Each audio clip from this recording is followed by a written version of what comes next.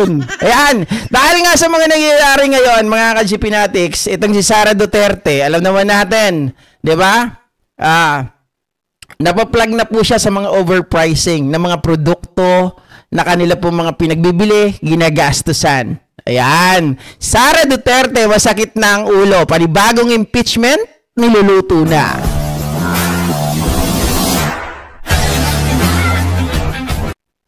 Ayon, mga kababayan. Diyos ka. Ngayon po ay araw na ng buwan na ng Disyembre, mga kababayan, kung saan po malapit na rin yung araw ng unang pag-file ang impeachment case ng nakarang taon kay Sara Duterte. Pero hindi tayo titingin doon sa December 6. Tayo po ay titingin, mga kababayan, by February, di ba? Ang iba't ibang grupo ay naghahanda na po para singilin itong si VP Sara Duterte. Kaya rush na sila sa kanilang mga propaganda. Kaya lang walang nangyayari. Ito pakinggan natin, mga ka-GP.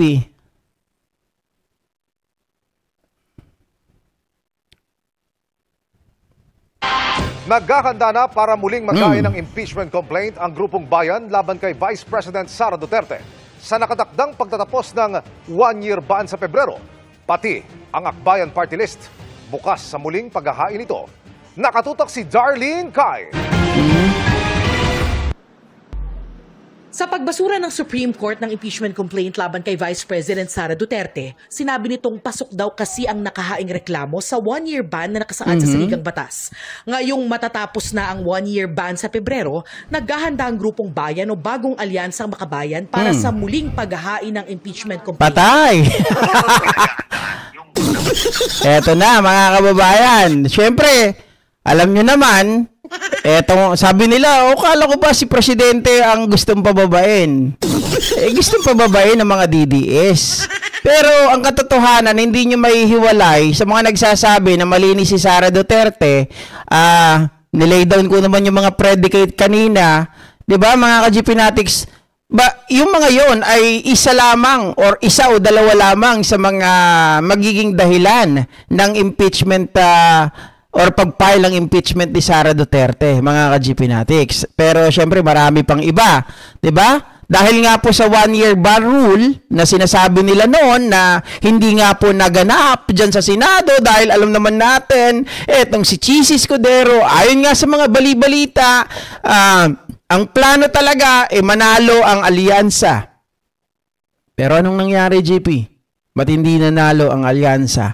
Ayon sa mga naririnig natin dahil sinabutahe mismo ng manager ng alyansa, mga kababayan, na hindi manalo ang alyansa or majority ng alyansa para ma-secure ang kandidatura ni Escudero bilang Senate President. At the same time, to secure, mga kababayan, yung boto sa impeachment trial ni Sara Duterte, not to go with the impeachment trial. Okay? Ngayon, dahil nga po ang mag 1 year na, naghahanda na ang iba't ibang mga grupo. Sa February, most likely magpa-file po tayo ng impeachment ulit. Kasi bitin yung nangyari. Hindi natuloy sa trial. Tama. Ang gagamiting basihan ng bayan, iyon ulit betrayal of public trust at pang-aabuso sa kapangyarihan dahil sa paggamit ng confidential funds ng Office of the Vice President at Department of Education noong nakaupo pa siya bilang kalihim nito. Posibleng madagdagan. Mga kababayan, ano yung mga idadagdag?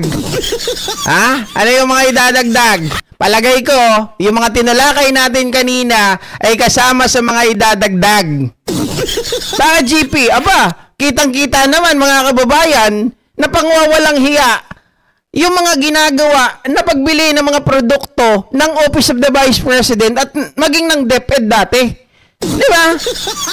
Mga kababayan, sabi ko nga pagdating sa bidding, dapat ang pumipili niyan at pinipili yung pinakamababa, hindi yung pinakamataas. Otherwise, kapag pinili mo yung pinakamataas, pagdating sa bidding, meron kayong tinatawag na kalokohan. Merong sabuatan. Bakit mo bibilin yung isang bagay na napakataas na halaga pero mababa naman ang specs? Diba? Kaya nga may bidding eh. Unless bidding-biddingan. Oh. Kasi isang ground lang kami. Yes. Isang ground lang kami. Yung iba, several... Sir Audie Lennon. I don't know kung babawasan ba nila or what. Pero sa amin kasi, that is the date. Yun yung pinakamatibay so far. Sa desisyon ng Supreme Court, sinabi nitong Chalin. labag sa one-year bar rule ang fourth impeachment complaint na isinampa sa Senado dahil hindi inaksyonan ng Kamara ang naunang tatlong reklamo. At nang mag-adjourn ng Kongreso, maituturing na dismissed ang tatlong reklamo kaya umandar na ang one-year bar rule na isang impeachment complaint lamang ang masisimulan laban sa isang opisyal sa loob ng isang taon. Oh, mga kababayan, dahil nga po nalalapit na rin ang pagpa-file again ng impeachment complaint against Sara Duterte, na mayroon ding plano ang mga DDS ngayon dahil nga po sa nangyari dito kay Kiko Barsaga. He said on one of his interview ay magpapile daw siya ng impeachment complaint against President Marcos Jr. Nakakatawa. O sige, mag-file ka lang ng complaint, Kiko Barsaga, para nang sa ganon, maprotektahan lang si Pangulo. Ibasura lang yan ng House of Representatives. Bukod dito, sinabi rin ng Korte Suprema na unconstitutional ang inihaing impeachment complaint dahil lumabag ito sa right to due process ng bise. Hindi raw kasi binigyan ng kopya ang bise ng draft complaint, pati ang mga ebidensyang sumusuporta umano dito. So ngayon, charge to experience, di ba? So, kung sinasabi noon na mga kababayan, pag may nag-complain, ay actionan ka agad ng Kongreso. Tapos ngayon, mga kababayan, bigyan ng kopya ang OBP, yung mga kakulangan nila dati na sinasabi dun ng Supreme Court, di ba? At sinasabi ng Senado, yun ay mga bagay na gawin nyo na ngayon para panigurado may pupuntahan ang impeachment case against Sara Duterte. Diba? Sabi ni Ma'am Heidi AC, GP, ang justice system natin very slow, especially when it comes sa mga politiko. Bakit? Obvious na may kasalanan si BP, yet ayaw nilang ipago ang impeachment. Simple, kaalyado kasi. Kaalyado. At may mga vested interests. Kasi, ako, sa totoo lang ang paniwala ko, yung mga humaharang dyan sa impeachment trial ni Sara Duterte, nakatanggap ng panahon. Sabihin natin, mga kababayan, baka nakatanggap sila ng malaking pera, pondo, nung panahon ni Digong. Or kahit hindi panahon ni Digong, baka sila mga kababayan, ang napupuntahan pa ng mga confidential funds nito. Diba? Kaya hindi niya nasagot ang mga akusasyon sa Kongreso. Inilatag din ng Supreme Court ang mga panuntunan sa impeachment proceedings. Kailangan daw available sa lahat ng kongresista. Wait. Sabi ni Sir Tony, ni Nubla, merong nilalatag na specification during the bid ayon sa requirement ng gobyerno at lahat ng bidders mag-bid doon, mag-base at pipiliin ang lowest bid at compliance sa specification. Okay, salamat Sir Tony, no? Pero, na-target ko yung point kanina na when you bid, mga kababayan, yung pipiliin mong supplier is the lowest bidder. Diba? Mga kababayan, kasi nga tayo, we are looking na makatipid. Tama? We are looking na makatipid. So, why are you gonna choose the highest bidder or the highest amount, mga kababayan, na inilatag nila? Tama? So, doon pa lang may corruption na kaagad eh. At sasabihin mo, kung walang corruption, bobo yung pumili doon. Diba? Bakit ko bibiliin? It is because sasabihin ng iba, paniniwala nila, hindi kasi naloko kami eh. Kasi akala namin pag mahal, mas maayos, mas maganda. Putot. Diba? Only in the Philippines dyan, GP. Alam mo ba na may sunog sa Hong Kong, arestado agad ang 2 director of architects? Wala talaga eh. Iba talaga yun dito eh. Tag din ng Supreme Court ang mga panuntunan sa impeachment proceedings. Kailangan daw available sa lahat ng kongresista ang articles of impeachment at mga ebidensyang sumusuporta dito. At kailangan silang bigyan ng sapat na panahon para magpasya. Kailangan bigyan ng pagkakataon ng inirereklamong opisyal na masagot ang reklamo bago ito dalhin sa Senado. Yun, mas sumirap lang ngayon. Marami na kasing ruling, 'di ba, ang Supreme Court, mga ka-GPnatics. But it doesn't mean na hindi na natin pwedeng kasuhan. Hindi na natin pwedeng filean ng complaint or ng impeachment complaint si Sara Duterte. Sa mga nagtatanong, paulit-ulit, mga ka-GPnatics, bakit hindi daw nakakasuhan si Sara Duterte dun sa kanyang bakit wala daw progress, kung bakit wala daw nangyayari. Sabi ko nga, impeachable official si Sara Duterte. Sabi nung iba, tarantado. Meron ako nabasa, sorry ha, nire-relay ko lang. May nagsabi sa akin, tarantado daw ako. Tarantado ka, sabi sa akin. Sabi ko, paano naman ako naging tarantado? Sabi niya ganun, hindi naman, sabi niya, wala namang immunity from suit. Hindi kagaya ng presidente si Sara. Sabi ko, alam nyo, ang presidente, habang siya ay nakaupo, may immunity talaga. 'Di ba? Alam natin yan na hindi mo pwedeng kasuhan. Ang pinagkaiba nila ni Sara Duterte, si Sara Duterte is impeachable official. Meaning to say, you can file a case against her, mga kababayan, but it will not going to prosper until such time na siya po ay bumaba sa pwesto sa pamamagitan ng impeachment trial. Okay? O kaya mag-resign siya. Saka pa lang magpo-prosper yung ibang mga kaso niya. Diba? Yun ang kaibahan nila. So, technically, kung iisipin mo, yun ay immunity pa rin. Diba? Mga kababayan, hindi nga lang talaga, pag inisa-isa mo, hindi kagaya ng sa presidente. Kaya, don't tell me I am tarantado. Diba? Ay, Ma'am Luz Biminda Martinez, hindi ako nagsabi niyan. Hindi ako nagsabi niyan. Nire-relay ko lang po yung sinabi sa akin ng isang basher. Nire-relay ko lang. Kasi nabasa ko yun. Sabi niya sa akin, tarantado ka. Hindi, sinabi niya talaga sa akin yun.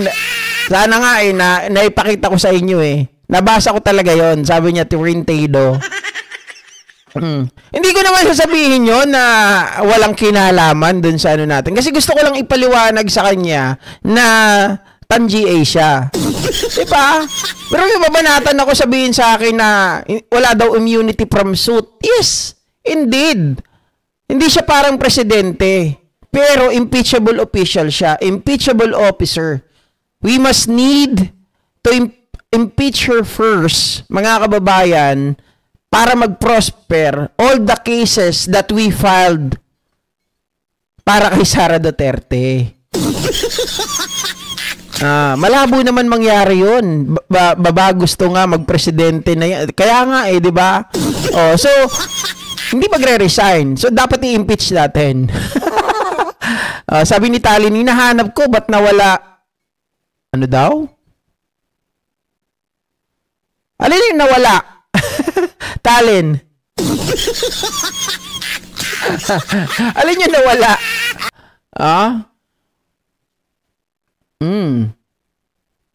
Sanayan lang talaga yung progressive glasses. So sige. hindi na ako magpapapalit. Siguro magpapagawa na lang ako ng ibang salamin. Pero sa susunod na siguro. Hindi talaga ako sanay, guys, pero ang gwapo ko doon.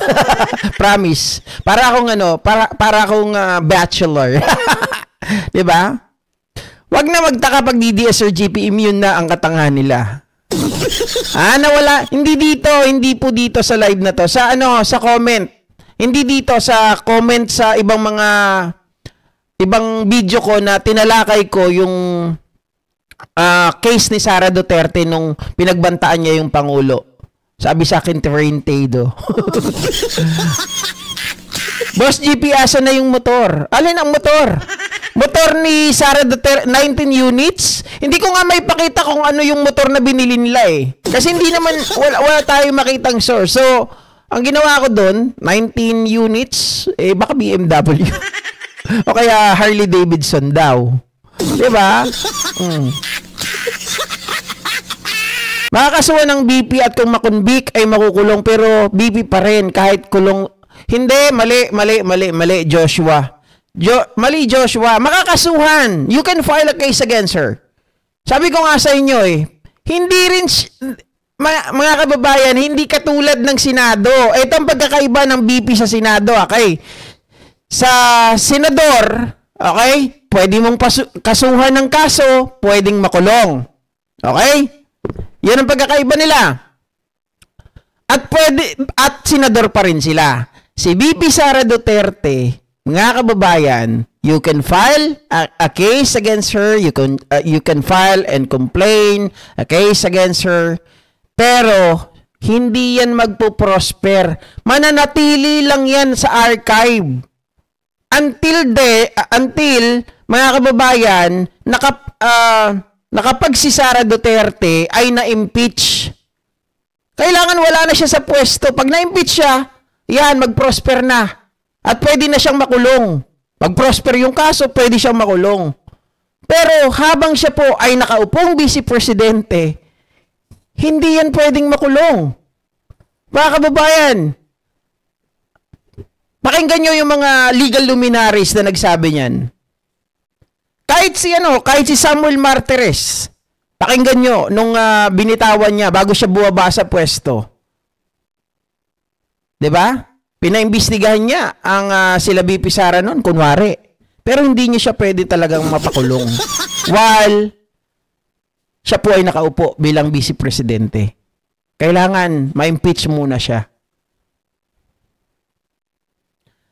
Malito, Joshua, malito. Makukonvict lang si Sara Duterte kapag na-impeach na. Oo. Ang pagkakaiba nila tatlo. Ito, sa tatlo, presidente, vice presidente, senador. Ang presidente, you cannot file complaint against him habang siya ay nakaupo. Wala. Ang vice presidente, pwedeng kasuhan. Hindi magpo-prosper. Kung gusto mo siya makulong, gusto mo mag-prosper ang kaso, kailangan ma-impeach muna siya. Ang senador, habang nakaupo, pwedeng kasuhan, pwedeng makulong. Tapos, depende kung ano yung magiging resulta, kung siya po ay magiging tawag dito, perpetual disqualification, or siya po ay senador pa rin sa kulungan. Ganon. 'Di ba? Sino kaya ang pinagamit ng 19 na motorcycles at baka BMW or Harley Davidson? Yun nga po ang tinatanong ko eh. Kasi kung 19, ang dami niyang mga security. Nasa 300 plus eh. Ibig sabihin, 19 lang yung binigyan. Diba? Anong batas ang nagbabakod na di siya pwedeng makulong? Simple. Kaya kong sagutin yan in pronto. Impeachable official po kasi si Sara Duterte. Okay? Kaya hindi pa siya pwedeng makulong habang siya po ay nakaupo pa sa pwesto. Kaya nga itinutulak yung impeachment trial, ma-impeach si Sara Duterte so that all the cases that they filed against her ay mag-prosper. Right? Pagmasdan niyo pong maigi, Sir Joshua, what happened dun sa mga cases na ipinail sa NBI, sa DOJ, sa Ombudsman? They are all in archive. Tama? Kasi impeachable official po siya. Yun po ang tama. Hi, Ma'am Flaviana Abela. Like Dan, alam nung magnanakaw ng budget, binigyan pa ang BP Sara Mao. Yun. Tapos pwedeng magtago gaya ni Bato. Ayan. Yan, isa pa. Sa mga senador. 'Di ba?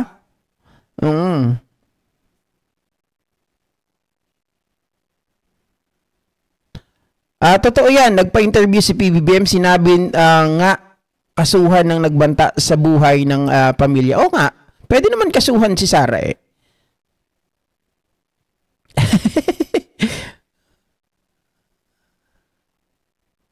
$1.3 isa?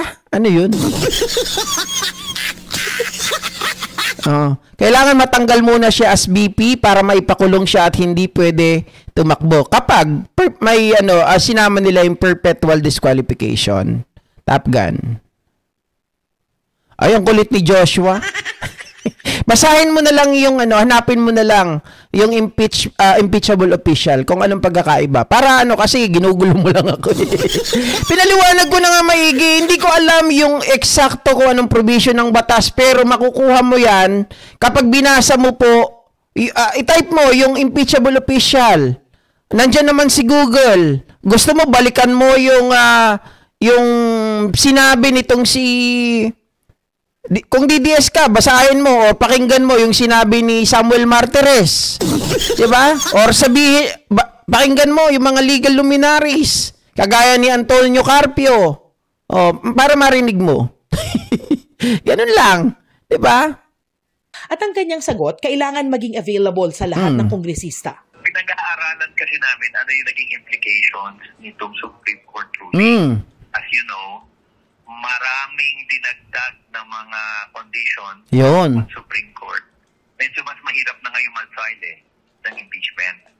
So, pero lulusot basta paghandaan nyo lang yung mga pwedeng maging technicalities. Kasi, mga kababayan, I assume yung nangyari nung nakaraan na kaya hindi na-deny yung impeachment trial ni Sara Duterte ay dinaan sa technicalities. Kasi nga daw hindi ito binigyan ng due process by saying na hindi daw ito binigyan ng kopya. At ang bilis daw na transmit mga kababayan doon sa Senado. So, ng mga pinag-aaralan, of course, the intention is there. Noong nakaraang linggo, sinabi rin ng Akbayan Party List na bukas sila sa muling paghahain ng impeachment complaint laban kay Duterte. Kung sabihin sa atin ng mga civil society groups, ng kilusan ng mga taong bayan na nagsampa noon ng impeachment complaint na mag-file tayo, we'll be open naman to support them. Ayan. So, iba-ibang grupo pala no? Baka mangyari ulit yung nakaraan, 4 mga ka-GPnatics, no? Pero sana magkaroon kayo ng iisang hakbang, 'di ba? Para hindi magkagulo-gulo at baka mabutasan na naman ng technicality. Ito na raw na bagong impeachment complaint ang grupong Bayan laban kay Vice President Sara Duterte. Inaasahang ihahain ito pagkatapos ng isang taong ban sa paghahain ng reklamo laban sa Vice Presidente sa February 5. Narito ang report ni Marian Enriquez. Matatapos na ang 1-year ban sa paghahain ng panibagong impeachment complaint laban kay Vice President Sara Duterte sa February 5. Kaya ang grupong Bayan, pinaplano na ang paghahain ng panibagong impeachment complaint. Isa pa sa pinag-aaralan ng grupo ang naunang desisyon ng Korte Suprema sa pagpapatigil ng impeachment at pagdedeklara nito bilang unconstitutional. Hinihintay pa nila ang resulta ng apela nila sa desisyong ito ng SC. Medyo mabagal din ang ESC, no? Biruin mo, mag-1 year na. Wala man lang silang sagot sa appeal. Samantalang nung naglabas sila ng desisyon na unconstitutional, upfront, 'di ba? Ang tawag doon ni Jesus Escudero, mga kababayan, doon sa terminology niya, forthwith. You know, maraming dinagdag na mga condition ng Supreme Court. Medyo mas mahirap na ngayon mag-file ng impeachment. Most likely, magpa-file po tayo ng impeachment ulit. Kasi bitin yung nangyari, hindi natuloy sa trial. Ayun, inulit lang mga ka-GPnatics. So gusto talaga, di ba, tayo naman alam mo, kahit itong mga sinasabi nila, mga makakaliwang grupo na to, alam nyo, iba, mga nasa utak lang yan Pero yan yung pangbalanse. Yan yung pangbalanse ng ano natin, ng batas, sabihin natin ng bansa natin. May mga ganitong mga tao. Dahil hindi lahat pwedeng, sabi nga nila, mga kababayan, hindi po natin pwedeng i-please lahat ng mga tao. Pero hindi naman natin sila kalaban all the time. 'Di ba? Nakakatulong din 'tong mga 'to eh. Isipin niyo na lang. Mga kababayan, sometimes they are go against the president or this current administration. Pero mga kababayan, sometimes pabor tayo sa kanila sa ginagawa nila, di ba? Sila ang umaatake kay Sara at mga DDS. Sabi ni Eduardo Musa, wow, ka-GP, nangangarap ka pala maging Christopher De Leon. Bagay naman, daba. Hindi naman, mga kababayan. Basta prefer ko lang. Kasi ako ay bulis. Sabi sa Ilocano, bulis, wala daw akong buhok. O kahit dito sa mga ganito, sa kilikili, kukunti lang yung buhok ko. Tapos, basta, hindi ako yung kahit dito, sa mga ganito. Talagang balahibong pusa. Kaya hindi ako magkaroon ng mga ng bigote, 'di ba? Ayan abangan natin pagdating po ng February 5, 6 ay pwede na namang ulit sampahan or mag-file sila ng impeachment complaint against Sara Duterte. Sa makulit kanina dyan, ikaw na bahala maghanap. kung bakit hindi nagpo-prosper ang mga kaso ni Sara Duterte. Pinaliwanag ko na, ayaw kasi makinig eh. Baka di po yan sa bagal. Baka bias po ang SC. Palagay ko nga. Tama ka rin, Ma'am Lilian Robrera, no? Baka bias. Kasi yung mga nakaupo doon, alam nyo na, ay mga appointee pa rin ni Digong Duterte. Okay? So, Diyos ko, 3 topic pa lang tayo. Nakakadalawang oras na halos tayo, ha? Grabe to. Puro ka kasi kwento eh. Nakangati yung mata ko. Ito naman ang pag-usapan natin, mga GBnatics. Natatawa